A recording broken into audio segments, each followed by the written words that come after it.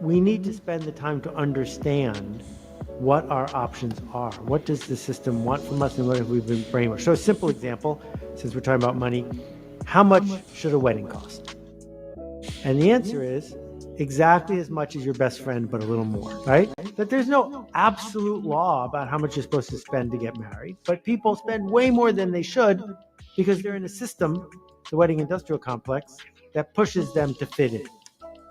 And you talked in a previous podcast about loud budgeting. Well, why is it awkward to say to people, I'm saving, I can't go out for brunch today, right? That's built into the system to make that awkward. Because if it wasn't, people would talk about it. So what we're looking to do is get very clear about what do we need, what do we want? This work we're doing, who's it for, what's it for? And if it's uncomfortable, it's probably uncomfortable because there's a system that doesn't want us to do it differently. If you work at a job, let's say as a barista, and the system keeps pushing you to be an obedient cog in the system, it will be that way forever. Or you could start showing up at work differently, and that will set you out on a career path. That means that soon you're going to be the manager of that store. You're not going to become the manager of that store because you show up the way everybody else shows up. You're going to be the manager because you're doing something different. We need to spend the time to understand what How is it that options are. liposuction is $50,000 and then an ebook on weight loss is $5 and it promises the same thing? If you think about this like a fraction, that liposuction is $50,000. How is it that liposuction is $50,000 and then an ebook on weight loss is $5 and it promises the same thing? If you think about this like a fraction, the first one is the dream outcome. The cooler the dream outcome, the more valuable the thing you sell is. Number two is the perceived likelihood of achievement. It's that when I pay this money, it's the likelihood that I'm actually going to get what I want. Now, the second half of the equation is the bottom side of the fraction. The goal here is to minimize these things. Time delay is the distance between when you buy and when you get. You have to arm wrestle someone to get them to sign up for a $29 a month gym membership, but people will fork over 40 grand for liposuction all day long. It's because of the time delay. The fourth one is effort and sacrifice. So effort would be, I have to show up to the gym. The sacrifice is I can't sleep in. And so like the ultimate version of this is the most amazing dream thing that I need to get that happens instantly with no effort would be an infinitely valuable thing. And so I think a lot of entrepreneurship is just going towards that ideal. It shows us that we always have more that we can improve on. One of the things I took away from Zig, as someone who had gotten himself into a pessimistic cycle for 5 years early in my career, is the world is going to be whatever the world is. Approaching it with a positive, energetic attitude probably will make your experience of the world better than girding yourself by being a pessimist and maybe getting what you're hoping for. So I find myself coming back frequently, particularly in the last bunch of years when there's been so much doom and gloom, to this idea that we get to pick our attitude. And in fact, it's the only thing each of us truly gets to pick. And it doesn't mean what happened to you is what you deserve. It just means that that happened. Now you get the one and only choice, which is how to process that. I use something called the rule of 100. You advertise your stuff by doing 100 primary action a day, 100 days in a row. Are you emailing 100 times a day? Period. Yes or no? If you're not doing it, do that first. And you might be like, wow, that's going to take me like 4 hours. Yep. And then you're going to have your workday start. Welcome to owning a small business. You have to know how to do more. And the first baseline that I want everyone to get through is doing 100 a day, because you will appreciate, one, the value of a lead, and two, you will develop such a good skill set from getting that many repetitions in that you'll be able to transfer it and teach it to other people. And as a business owner is probably the single most valuable skill that you can have, because for the rest of your life, you will never stop eating, because you can always pick up the phone and make money.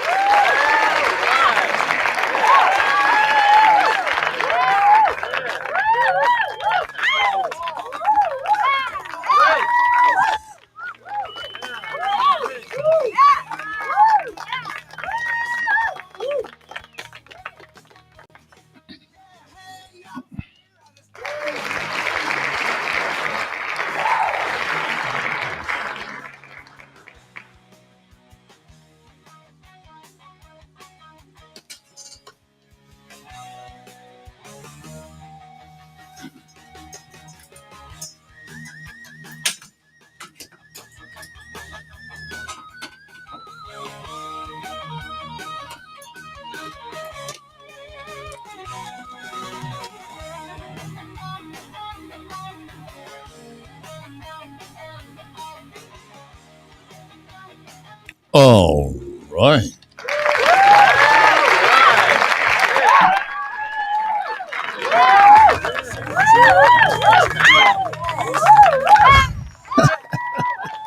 Yeah.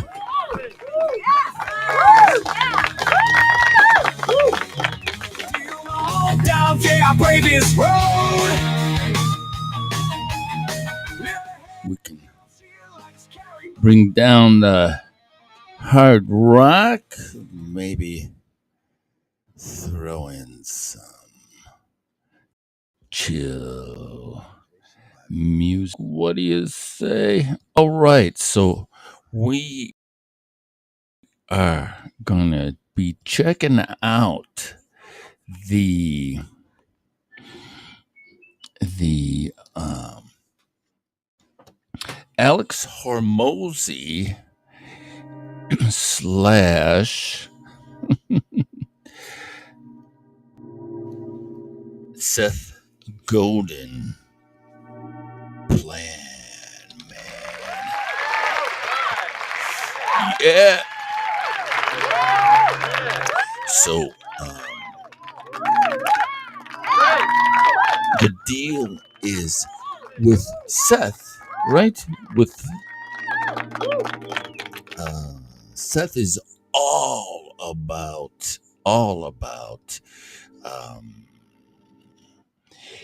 trying to find meaning, like, get beyond mediocre, find the meaning in what you're doing. And Alex Hormozi is just boom tactics, 100 people a day. So I'm got so many things open. You'll have to excuse me. I got all excited with this broadcast. So we're doing the Stars of David experience, right? We're live Monday, Wednesdays, and Fridays on LinkedIn and on YouTube. And it's a place where art history and cinematic storytelling comes alive, baby. Come on. And so it's a huge long story. So I don't want to make this nightmarish, horrific long story. But let's see. Yeah. Okay. It was inspired by this whole, the horrors of October 7th, and then this type of thing where you have this queers for Palestine and this cognitive dissonance, right? Like chickens for KFC. It's not really political. It was just the cognitive dissonance between with these people at Ivy League institutions. You figure you're going to college, man. Unbelievable, sort of embarrassing white colonialist, toxic male thing. They're trying to squeeze the Jewish community into this box. I'm like, that's so racist. What are you saying, man? You can't,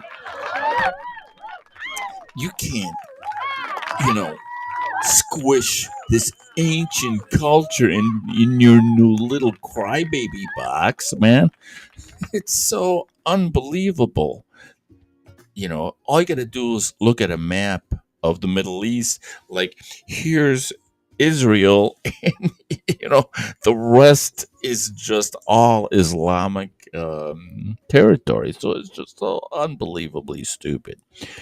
And the fact that this community, LGBT community, I mean, the thing that America is known for, and what everybody loves about America, is this diversity and inclusion and this hypersensitivity sensitivity to the rights of the represented people. And the thing about the Jewish culture is they were the first ones on the worldwide stage with the golden age of cinema, spreading diversity and inclusion around the world, and made it easy for these guys to be so public and so out there in everybody's consciousness with their whole queers for Palestine thing. If the golden age of cinema was run by Puritan Christian money or Islamic fundamentalist money, right? If the entertainment industry was not promoted and marketed by a culture that embraced inclusion and diversity, we'd all be listening to How Much Is That Doggy in the Window right now, right? It was the Jewish executive producers that put black people and women and gays and whatever up on the silver screen like from the very beginning. So that's sort of the spark, right? That got me going. So we're going to go a little bit more into sort of Seth's thing. Okay, I don't need this.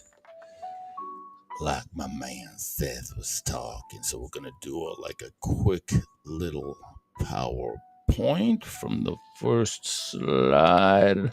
Let's see if we can get there. Okay, what's that? Oh, I don't know what the heck that is. Okay, there we go. Oh, I know what that is. All right. Yeah.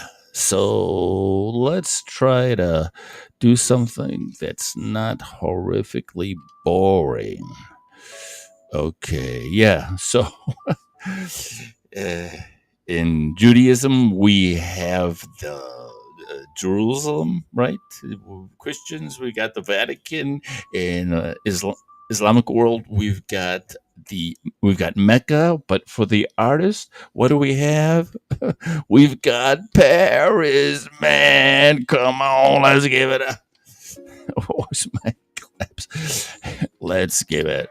So my history with Paris is just ridiculous. I've got a little girl there, so I'm, got an atelier there. So I've been living in Paris for over a decade now and travel back and forth trying to get everything cool. Done it all, baby, done it all. Yeah, whatever. Okay, so I know my hand, all right? So we're going to take a little trip. We're going to go see the Mona Lisa. What do you say? Yeah, come on, where are my claps? There are my claps. We got some Mona Lisa music going on. Okay. Right? When the Dunning wing going up the stairs through this hall of antiquity.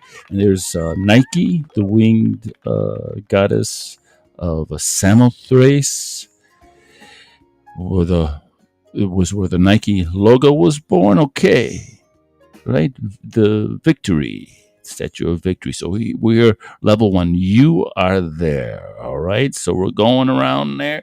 Now we're coming into one of the weirdest sort of rooms, and this is me trying to do a podcast. You can't. There's no signal, but the walls are too thick. Anyways, it was a disaster. Anyways, so here in the Salle de Sept Met.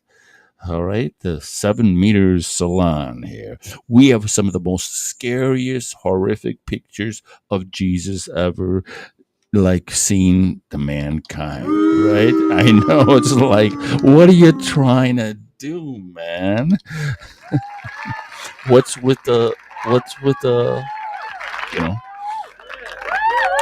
and so what's going on? Well, this is why this is so important, and this is where this Seth Gold, Seth Godin thing comes in, because there we are in the scary baby Jesus room, and now we're gonna cross a threshold from the bubonic plague era into the Middle Ages, towards the Renaissance and towards Enlightenment, and you see the art change, like it explodes in this other direction. Oops, wrong one. Okay, so so that threshold, the most important threshold, I believe, in art history. So we're going to go through the Grand Hall there. So there we are. You are right here. We're heading on our way to see the Mona Lisa. She's right in that room over there. And in the Grand Gallery, right, all of a sudden you're hit in the face with just total insane realism. And here's the Jesus on the green cushion, one of the most tenderness, lovely. Jesus looks like a freaking baby. All right, doesn't look like some scary mobster from hell, you know. So okay, so we'll keep going. Right, 1370s, 1500s. All of a sudden, right? So now we cross into the Salle de la Joconde, Mona Lisa, and in her chamber there, you've got just huge expressions of this is Jesus at the where he's turning water into wine, and the drama, right, and the storytelling and the sensuality that we see just exploding off the canvas, right? So we go through the scary baby Jesus room, and as soon as we step over that threshold, everything changes. Okay, all of a sudden it seems like everybody knows how to paint. And so David Hockney was like, okay, I'm going to put all of these famous paintings on the wall. And he came up with a date, 1450. And 1450 represents that threshold. 1450. All right. Before that threshold, nobody knows how to paint. After that threshold, all of a sudden, everybody gets it. Right. So he says, what's going on? And he's like, everything just went crazy. We knew how to grind lenses and telescopes and microscopes, and then you had that camera obscura. So think about it, right? You're not just some slob of an artist like a Picasso or a Jackson Pollock throwing paint everywhere for no reason. You are like an Elon Musk. You're Da Vinci. You're Michelangelo. You're somebody of great, a man of wealth and taste, baby. You're like an Elon Musk. You're right there hanging out with the kings and queens and most powerful people in the world. That's what Da Vinci did. That's what Michelangelo did. That's what Caravaggio worked his way up there. That was the story of the greatest artists of all time, right? And so if a new technology comes out, you don't think these guys are going to be all over it? I mean, come on, let's not be stupid. So, curved mirror, camera obscura, right? Hockney-Falco thesis advances in realism since the Renaissance were the result of optical instruments such as the camera obscura and curved mirrors rather than the development of artistic technique and skill, right? So this is what he's saying. And so, of course, Velasquez was a member of the royal court of King Philip of Staines. He won diplomatic missions to unite Spain with the Holy Roman Empire. He was on the cutting edge of everything, baby. So why would he reject the latest in advancements when it came to painting? Like there are people, when you talk about this, other painters who put these painters on this pedestal, and they're like, hey, what are you trying to say, man? Everybody gets all worked up, but it's just like common sense. It's just like, of course they would use the latest in technology. It's just human nature. Okay, so where were we? The realistic artists weren't replaced by the camera. I get this all the time. Realistic artists were the camera. Where's my boom? Thank you. I have this argument all the time. Okay, as a realistic artist, you are. Your lens is more awesome than anything Canon or Nikon could have come up with. We got somebody's paying the bills here. Looks like we got a commercial on our copyright-free channel. Anyways, so where were we? So yeah, we were here. Okay, so yes, and the paints are more awesome than any thing that you can use in a dark room. We as portrait as artists, realist artists, were the first camera, and we can never be replaced.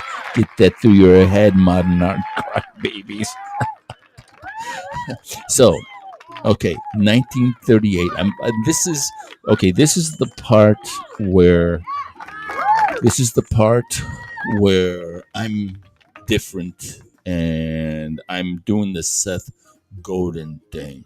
He says, if you're doing something and it feels uncomfortable, it's because you are in a system and you're trying to break the mold. Seth Godin believes you get in there and you have something to say, you break the mold. All right? You say something important. You say something meaningful. All right? So, and this is the argument I'm making, and nobody in the art world, right? Nobody wanted to hear this argument. Everybody's in love with modern art for whatever reason. Modern art and this modern art and the liberal, I'm oppressed, this business about global warming and fossil fuels, right? All of these stories that we've been told. Cholesterol is bad. Remember that crap? Remember that? Yeah, cholesterol is bad. You can't eat butter. You can't eat eggs. All of that's garbage. All that was storytelling to market drugs or whatever. And the 20th century was filled with so much ridiculous, embarrassing information, and we even see that the legacy of that with COVID and all the ridiculousness and the stupidity of that whole thing. And COVID was kind of like the last gasp of the century of the great stupid. The 20th century was the century in many respects of great innovation, but there was an undercurrent of great stupidity that defined the 20th century, and I highlight the great stupidness in art. And nobody wants to hear this, but this is my Seth Godin approach, right? So Picasso, guess what? You suck as a painter. Where's my laughs? And here I'm making the point that arts, modern art, abstract expressionism has a link for whatever reason. I haven't figured this out, but there's a link between leftist ideology, I'm oppressed, the worshiping of the oppression of the African American, the woman, and the gay or LGBTQ thing. Can't talk about what about the 80 million Chinese died at Great Leap Forward? Nope, can't talk about that. What about the Holodomor and the Gulag Archipelago, where 30 million Ukrainians and Russians were horrifically tortured and starved to death? Horrible, horrible, horrible part of Russian history. Can't talk about that. What about the 50 million children aborted in the United States? In New York, I think more black kids were aborted than were born. Can't weep about that. What about the 450 million babies that were forcibly aborted in China? We can't weep about that. All right. So in the 20th century, the century of the great stupid, you could only weep about the African American slavery, the oppression of women, and the oppression of gays, and that that was supported by abstract expressionism, that liberal look on the world, that little focus on the and work like Picasso was one in the same. And as we move forward, okay, but I'm saying Picasso, and what this is, the picture you see that Picasso is painting, and the picture that you see of the scary baby Jesus, right, is basically the same picture, mother and child. And they're both horrific, they're both ugly, and they both are meaningful because they both signify a very immature way of looking at the world, when the church was just like making everybody believe, and you would be boiled in oil if you didn't believe, and if you didn't get baptized, they'd kill you, right? And so we have the great stupid today, where if you didn't get vaccinated, you were outcast, and you're blaspheming the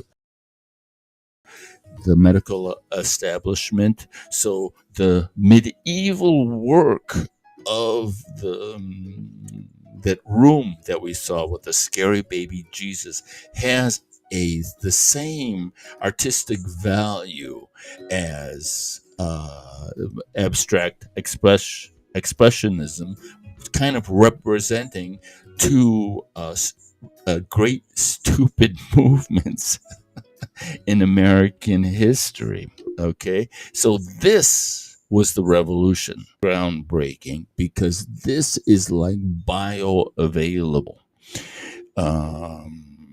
When you look at a painting that's realistic like this, especially something where you have the baby Jesus and the mom displayed in such a human way, right?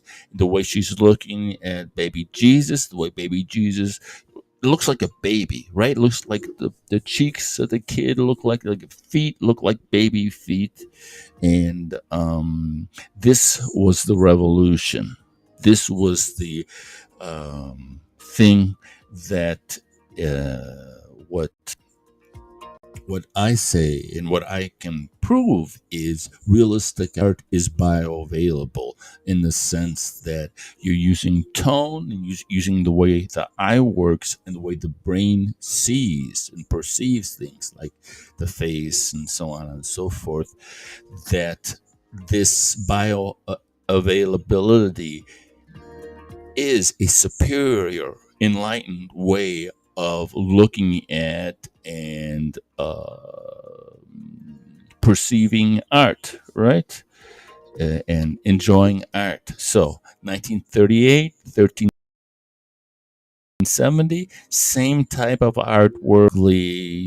Supposed to be scary. You're supposed to be scared. They're supposed to have fear because you are being oppressed, because you suck, because you have original sin, because you suck because you're a racist, because you suck because Jesus died, so you could live, because you suck because black people used to pick cotton and women used to be oppressed, right? That's what the 1370s were saying, and that what the 1930s and 40s and 50s were saying. Whereas the 1500s, right? It was all about love and the love of Jesus. You start to see this different narrative that's the opposite of fear. Fear is a sensation down on the lower half of the torso. Sensations of love radiate up here. Two different chemistries, two different ways of looking at the world. All right. And so I'm drawing. I gotta not draw. Painting is the grandchild of nature. It's related to God. That's what I'm saying. That the way that I paint, I paint with the intention of bioavailability. That my paintings are joyful for the eye. Just the eye. I take great care in choosing the proper subject matter that's going to pop off the canvas. I'm looking for the thing to pop. And where are we? Okay. So we can continue. So science of appearances. Each eye has 120 million rods, and each tone has only 5 million cones that see color. So the rod is God, baby. Because the cone don't see tone. So this orgy of color, so we can go here, right? So this orgy. Oops, where are we? Oops, sorry, wrong. Quiz. Are we here? Yes, yeah. So like that, like Pollock. This is who cares? All right. My opinion, this is garbage art. Rothko and his squares. Who cares, man? Who cares about your square, dude? And for whatever reason, taking that opinion, saying Rothko sucks, is literally like saying Jesus doesn't exist. And then Pollock with this garbage. Come on, man. Come on. And there's plenty of reports of how the CIA was in there promoting and using modern art as a tool for whatever they were doing. And modern art, CIA weapon. And it makes sense, because how could something so horrific as these stupid squares? Nobody cares, man. Nobody cares. Right? And then so we'll go on with so this is all of my sort of thing with Seth Godin, right? Seth is saying you have to sort of get in there and then shake things up, do something that has a lot of importance, a lot of character to it, say something. Get in there and say something. And so I'm saying, I am sorry, man. This is a monkey could do this, right? The number the lavender mists, right? Whatever. Whatever, man. Anyways, so let's get back to the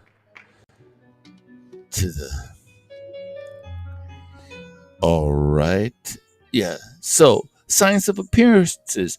You can use the wrong color, but if your tone and placement is correct, it still looks like the freaking Mona Lisa, right? So, if you follow a tonal painting strategy, if the truth is in the tone and the placement of the tone, even if the color is wrong, right? You're only dealing with 4% of the eye or 6% of the eye. I forget what it is now. But you're only dealing with a fraction of the eye when you're dealing with color. To own the tone is to be a master painter, right? All right. And then face recognition is so important to the human brain that the brain has an area solely devoted to it called the fusiform gyrus, which receives increased blood flow and becomes active when a face is looked at. All right.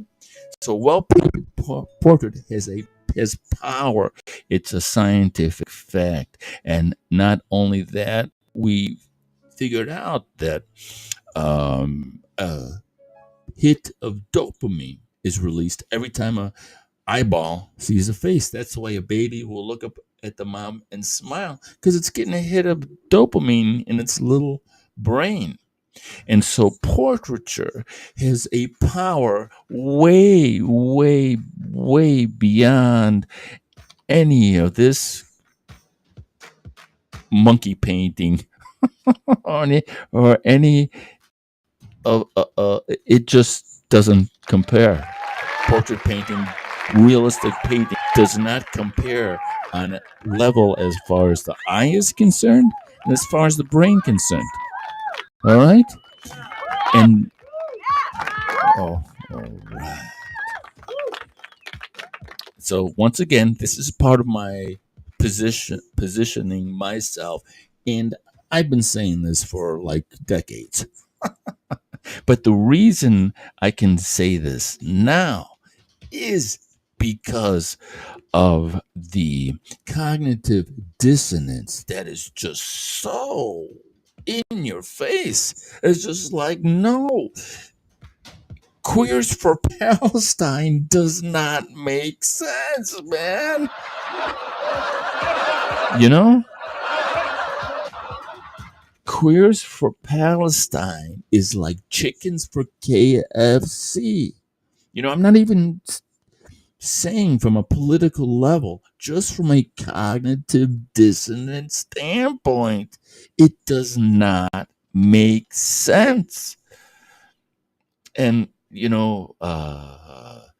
can't pink wash colonialism, and you can't put a 6,000-year-old nomadic culture into the jar of the white colonialist toxic male. It's just so stupid. Can't pink wash colonialism. Look at a map. Jesus. Unbelievable. So, as I was saying, as we're talking about the age of the great stupid, where abstract expressionism reigned supreme. Okay, cinematic epic. That's what we're listening to. Here we go. All right. So, yes, Renaissance realists were more like Steve Jobs or Elon Musk than the typical colored jockey, pink vomit, color of vomit artists of today. They worked with the most wealthy and powerful people in the world, took huge risks, and enthusiastically embraced advancements in science and the industries of their time. All right? All right, they weren't like this dude. Oh, look, it's Basque.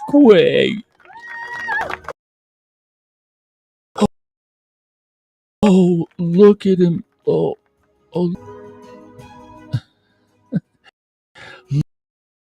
look how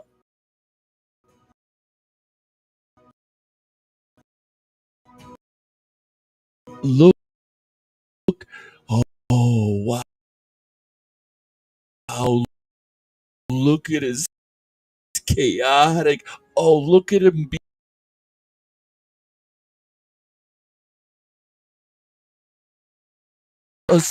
they weren't slobs. They didn't pride themselves in throwing paint everywhere. They were artisans, painter or plumber, or anybody who's got to get a job done. You don't come to the job site like a disorganized mess.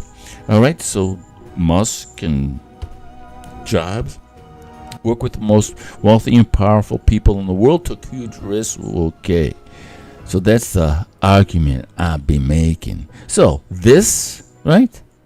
This or this? And so that's what I'm talking about, where I think I can I just go here? Yeah, and so there we go, man. I think I can do it better like this. We're doing, there we go. Right, so this is just like the camera obscura of ancient times, of the Renaissance artists. We're using technology to help us with our painting, with our realistic painting, and we just use a desktop atelier environment. All you got to do is find a way to get a computer next to your computer screen, and I will help you with the rest. So 10, 9, 8, 7, 6, 5, 4, 3, 2, 1. All right. Put on a little light.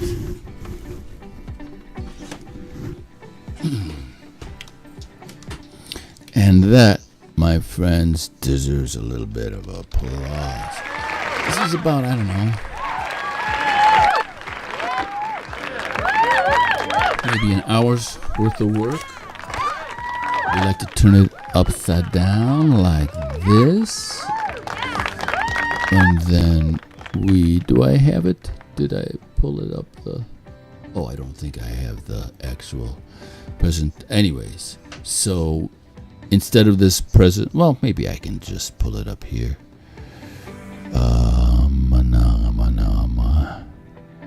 Where is it? Here we go. Okay, so we're right here, and we can go right there, right? So we'll go like that. So this is my workspace, right? I got my source image and my painted image over here, and then this is how it actually looks like to my eye. Both images about the same size, and we're moving right along. So we started out in this binary expression, right? And we're just worried about location, securing the perimeter, just worried about getting the right areas blocked out. Real simple. And then now we're starting to populate the different areas that we blocked out with the proper tonal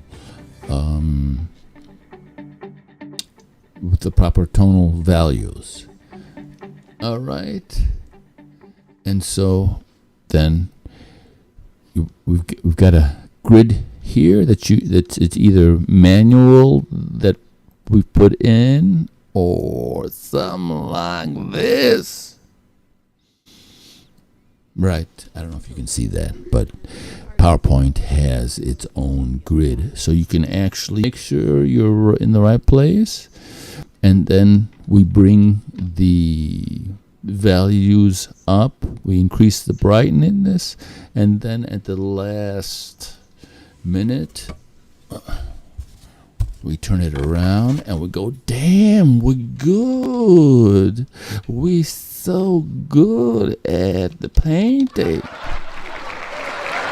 Right, so this is about an hour into it. Probably got another, 3-4 hours to go before it starts to really pop in a big way. So that's the desktop atelier, and we are doing like the old masters in the sense that we're leveraging technology of our day to make it happen. All right. See that?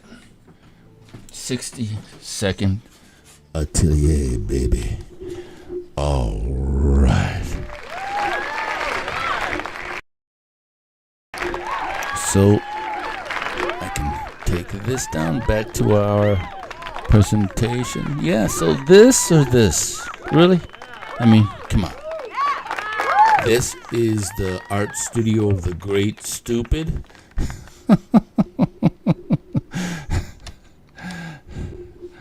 This is where the 20th century, God bless it, 20th century artists came to projectile vomit color onto canvas. Yeah, let's projectile color onto canvas. And this desktop studio is what we're using to create art that's timeless and awesome. Desktop studio. Find yourself in this easel that you can stick next to your computer, right? And that's, oh, come on. Yeah, let's give it up.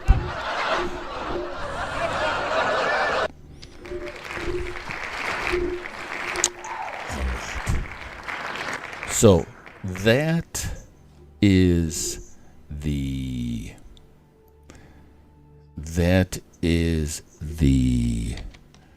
first part. That's the Godin part, which is the strategy for the vision. That's kind of like for the last, 10, 20, 30 years, I don't know how long, been developing these ideas. And then now the Hormozi part is the tactics. All right. So now I've got a list. I don't got music.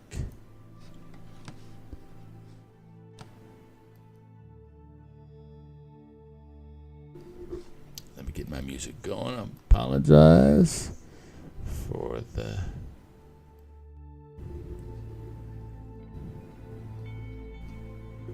okay, let's just get some lo-fi. Get some lo-fi going on, man.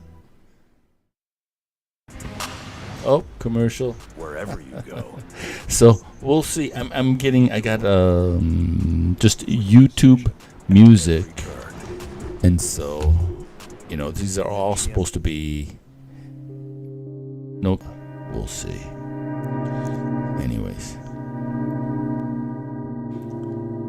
Anyways, okay, so where were we? Yeah, so the Hormozi part is I'm giving these, they're numbered, right? Yeah, I'm gonna actually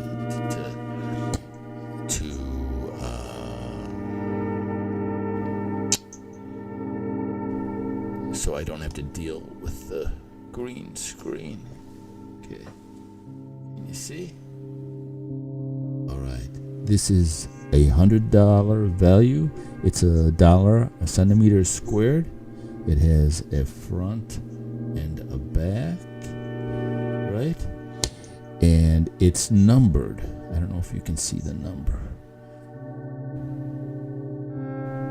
You see the number? Yeah, you see the number right there. I've got to think this better next time.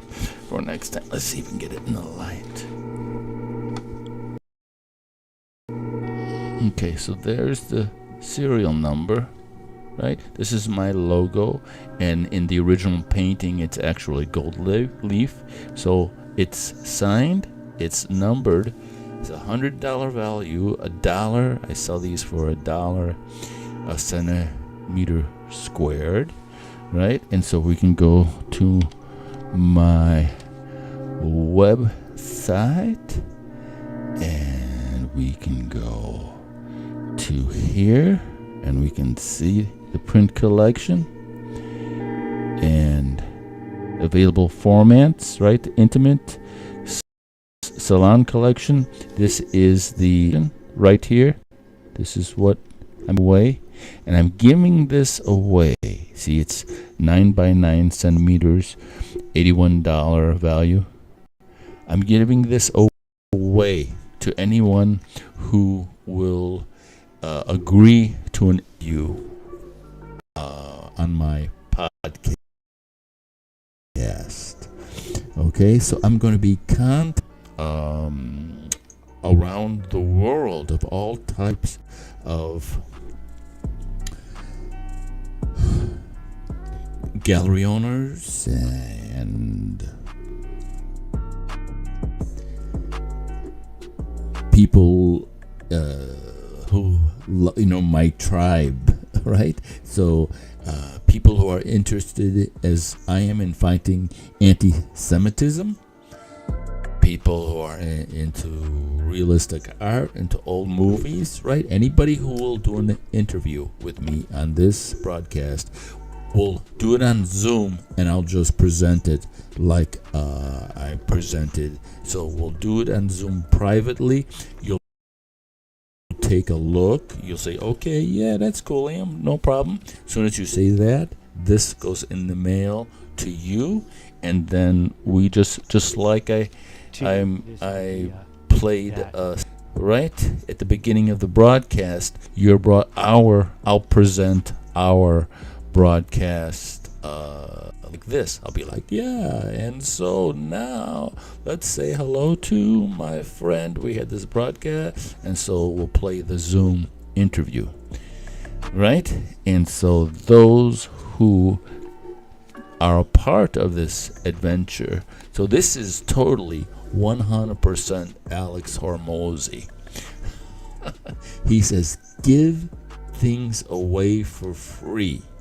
And what you do is then you get a testimonial. Get a testimonial from the person. So we do an interview.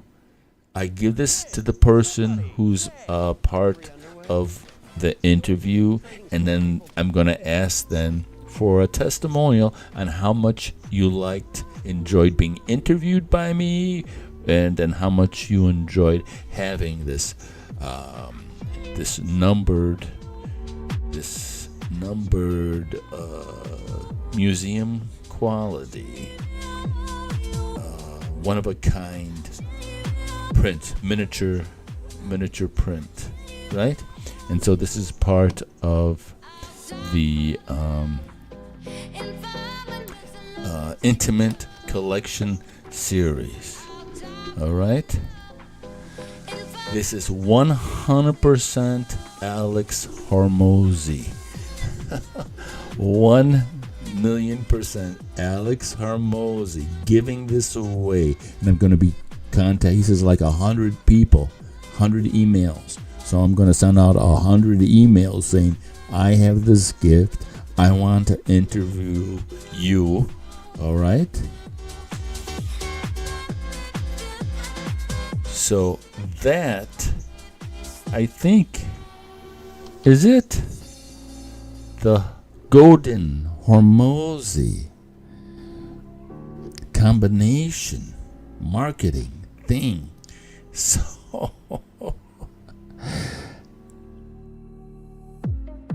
I'm almost afraid to go to the last broadcast, man. Oh, what a nightmare. Jeez. I had the I had the noise reduction and the anti-echo thing on, and so the sound was just so horrific. Oh my God, it was terrible. All right, so that's it for me. Let me know what you think. Let me know if you'd like to get interviewed, if you would like to receive $100 value. Imagine what this is going to be worth once we get this thing popping, people. Come on. It's going to be awesome. All right. That's enough for me. Have a great rest of the day, and I'll see you next time. All right. All right.